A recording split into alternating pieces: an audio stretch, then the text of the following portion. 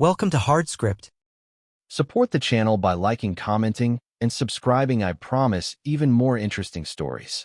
She stood in our doorway like a manager delivering a memo and said she needed 10 days of no contact. 10 days to reset and think clearly. No calls, no texts, no questions. I watched her lay out the rules like she was drafting a policy for an employee, not a husband. Then she placed her phone face down on the counter and added that it would only work if I cooperated. I nodded once. Not agreement, documentation.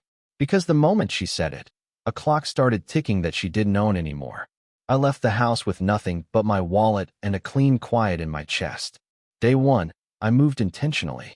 I booked a short-term rental under my first name, opened a separate account, and forwarded my mail. I didn't rage. I didn't beg. I just acted like a man who'd been handed a courtesy notice that the building was condemned and should be evacuated. My friend Nate, who'd seen marriages burn cleaner than mine, texted to ask if I was okay. I answered with a single word, processing. By late afternoon, I drove the coastal loop to clear my head. That's when the first coincidence happened. A hostess I knew from a downtown steakhouse texted, "Haven't seen you in a while." I hadn't told her anything, so I asked why. She replied that my wife, Rachel, had been in last weekend with colleagues. Plural, then singular. One name stood out, Tyler. He'd been at her firm a month. I didn't react. I saved the message and put the phone face down. Day 2. I went out for a late burger at a place across from the river trail, the kind of spot where nobody cares who you are if you tip and don't make a mess. I was halfway through when I saw them reflected in the window before I saw them outright. Rachel and Tyler, sliding into a booth like they'd practiced the choreography. No hesitation. No caution. Her laugh had a shine I hadn't heard at home in a year. I didn't storm over. I didn't even turn. I finished my fries, paid in cash, and walked into the night like a man who'd just been given the final piece of a puzzle he'd already solved. On the drive back, I made 3 calls. Locksmith, storage, attorney. The locks would change in the morning. The storage unit would be ready by noon. The paperwork would be drafted by Friday. I didn't send a message. I didn't break her 10-day rule. I honored it with surgical precision. And while she played a trial, I prepared a verdict. By the morning of day 3, my plan was already in motion. The locksmith confirmed the new deadbolts were installed. The storage unit waited with its metal door rolled up, ready to swallow anything I didn't want her hands on. The attorney had sent me a preliminary draft that was cleaner than I expected, precise, efficient, and leaving no room for debate. I didn't return to the house. Instead, I sent Nate to collect a few more essentials under the excuse that I was giving Rachel space. He knew better, but didn't ask questions. The less said aloud, the better. He dropped my things at the rental, a duffel of clothes, a box of documents, and a framed photo of my father I wasn't willing to leave behind. Everything else could burn. Around noon, I got my first hint that Rachel had noticed the shift. A text came through, short, almost casual. "Hope you're doing okay." No apology, no urgency. Just a probe to see if the leash was still attached. I didn't answer. That evening, I drove by the house. Not to go in, just to observe. Tyler's car was in the driveway, parked with the confidence of someone who thought he belonged there. The porch light was on, curtains half drawn. I stayed in the car, engine running, watching shadows move behind the glass. They laughed about something. I could tell by the way her silhouette tilted back. I left without touching my phone. I didn't take pictures, didn't send them to anyone. Evidence was pointless. The only person who needed to know what I saw was me. Back at the rental, I opened my laptop and started making a list. Bank accounts to separate. Insurance policies to update. Subscriptions and shared services to cancel. Each line was a thread I'd cut cleanly, without leaving frayed and she could pull later. This wasn't rage. Rage is sloppy. It leaves fingerprints. This was extraction, controlled, deliberate. I would leave her the shell of the life she thought was unshakable, and I'd do it without raising my voice once. By midnight, the list was halfway done. I closed the laptop, poured a glass of whiskey, and stared out at the dark horizon. 10 days. She thought it was her timeline. She didn't realize it was mine. Day 4 started before sunrise. I wasn't sleeping much, but it didn't feel like insomnia. It felt like clarity. I brewed coffee, checked my email, and saw the attorney's finalized packet. Everything was ready to be signed. The plan was tightening like a noose she couldn't see. By 9 a.m., I was at the bank closing our joint account. The manager, a man I'd seen at community events, raised an eyebrow but didn't comment. I moved my share into a new account, linked only to my phone and a card she'd never see. 2 credit cards were canceled by noon. I left her the joint account's balance at 0, not out of spite, but because money is power and I wasn't leaving her armed. On my way out, I passed a boutique cafe we'd been to a dozen times. I almost kept walking, but habit made me glance in. Rachel was there, sitting by the window, hair done like she was in a magazine shoot. And across from her, Tyler. Again. This time, they weren't careful. Her hand rested on his wrist, his smile lazy, like a man who'd already crossed the line and didn't fear the consequences. She spotted me before I could turn away. Her face flickered, surprise first, then something else. Not guilt. Calculation. She leaned back, removed her hand from him, and said something I couldn't hear. He didn't even look at me. I didn't stop. I didn't wave. I just walked past the glass, eyes forward. Inside, I could feel her watching me until I turned the corner. Back at the rental, I called the storage unit. Everything in the house that belonged to me would be moved tomorrow. Documents, tools, heirlooms, and a few personal items worth keeping.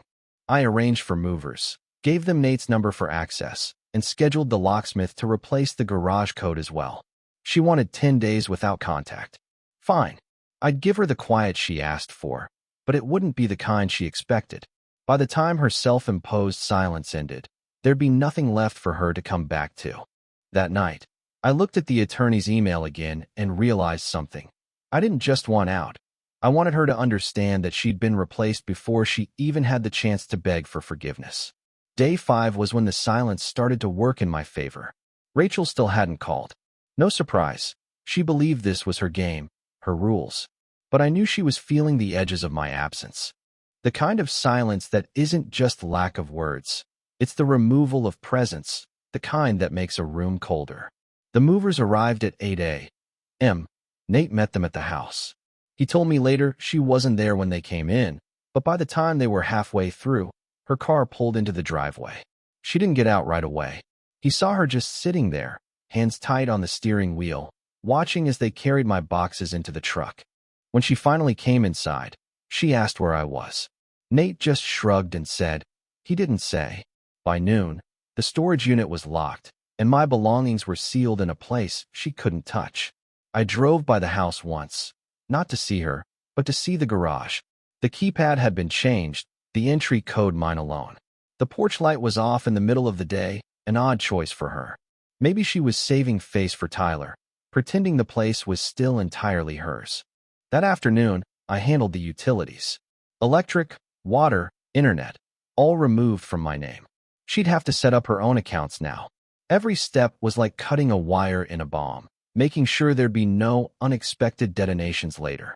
I kept expecting her to break the silence, even just to demand an explanation. But she didn't. That told me she was either overconfident or scared. Both were good for me. By nightfall, my world felt lighter. My phone stayed on the table all evening, untouched. No checking for messages, no half hope for her name on the screen. Just quiet. This wasn't about winning. It was about ending the game before she realized I'd stopped playing. And when day 10 came, she'd find out exactly what that meant, because I wouldn't be standing there waiting. I'd be gone, and the life she thought she could put on hold would be over. By day 6, the detachment had settled into my bones. I woke without thinking about her. My mornings were no longer measured by whether Rachel was in my bed, in the kitchen, or in my texts. They were measured by what I could cross off my list before noon. That morning, I sat with the attorney to finalize the divorce filing. No emotional language, no accusations, just facts. Assets listed. Accounts closed. Property division clearly outlined. He asked if I wanted to add any clause for reconciliation, a standard option in these cases. I told him to remove it. There would be no return clause. When I left his office, I drove to the gym. It wasn't the old place we'd gone together. This one was across town, with faces she didn't know. New environment, new energy. I trained harder than I had in years. Sweat burned through my shirt, and with every rep, it felt like I was pulling her name out of my muscles. Around mid-afternoon, Nate called. She's asking questions, he said. Apparently Rachel had stopped by his place, acting casual but fishing for details. Where was I staying? What was I doing? Was I with someone? He gave her nothing but small talk. He didn't even mention the storage unit or the changed accounts. That evening, I checked my phone for the first time all day. 2 unread messages from her, one short, one long. The short one, "We need to talk." The long one was an odd mix of nostalgia and mild irritation, like she was trying to remind me of our history while also pretending she wasn't losing her grip. I didn't answer either. Instead, I spent the night working on a new plan, not just leaving her life, but erasing my old one entirely. The house. It could be sold. The furniture? Replaceable. The routines we built. Dead. Day 6 ended with a calm I hadn't expected. It wasn't satisfaction, it was certainty. She still thought I was orbiting her. By the time she realized I'd broken free of her gravity, I'd be so far gone she wouldn't even see me. Day 7 came with an unexpected twist. I was at the rental, sorting through a few final boxes, when I got a text from an unknown number. "She's here. You should see this." It was from a neighbor near the old house. A moment later, a photo came through, Rachel in the driveway, leaning against her car, talking to Tyler. His arm was draped over the roof, his body angled toward her like he owned the place. I stared at the image for a while, not out of jealousy, but analysis. She wasn't hiding it anymore. That meant one of two things. Either she believed I was too broken to react, or she thought flaunting it would pull me back into the game. Either way, she was wrong. Instead of driving over, I drove in the opposite direction, to a realtor's office. I'd been holding off on listing the house, but seeing that picture made the decision easy. Within an hour, the paperwork was in motion. By the end of the week, there'd be a sign in the yard, and she'd know without me saying a word that the home she thought was her stage was now closing for good. Later that afternoon, I stopped by the storage unit to reorganize. It felt like walking through a museum of my life. Tools from my father, photo albums, keepsakes from trips we'd taken before everything went hollow. I set aside what mattered and made a mental note to donate the rest. That evening, Nate called again. "She's starting to realize you're not bluffing," he said. He'd heard from a mutual friend that Rachel was venting about me being cold and impossible to reach. The irony wasn't lost on me. This was the same woman who insisted on 10 days of no contact. Now, the silence was cutting her deeper than any argument could. I ended day 7 with one last move. I changed my phone number. No warning, no forwarding. Just gone. She could knock on every door in town, but her words would never reach me directly again.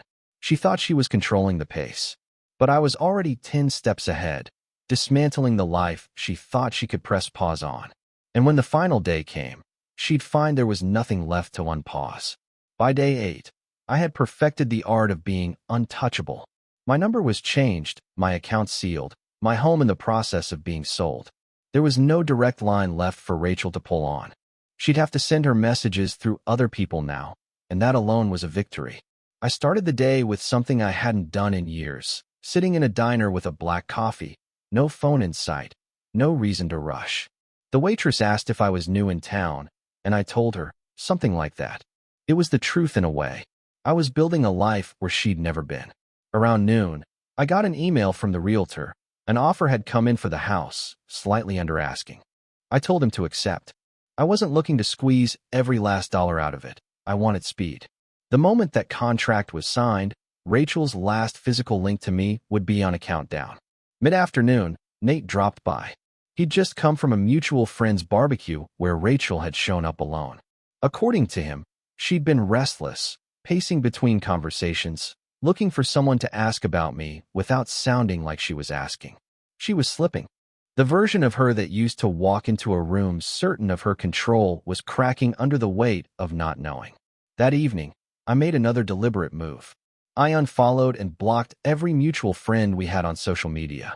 Not because they'd done anything wrong, but because I didn't want to leave her even a shadow of my life to peek at. By the time she realized it, the digital trail would be as empty as my side of the closet had been. I ended the night in complete silence, lights low, city noise in the distance. It wasn't peace exactly. Peace implies a truce. This was a purge.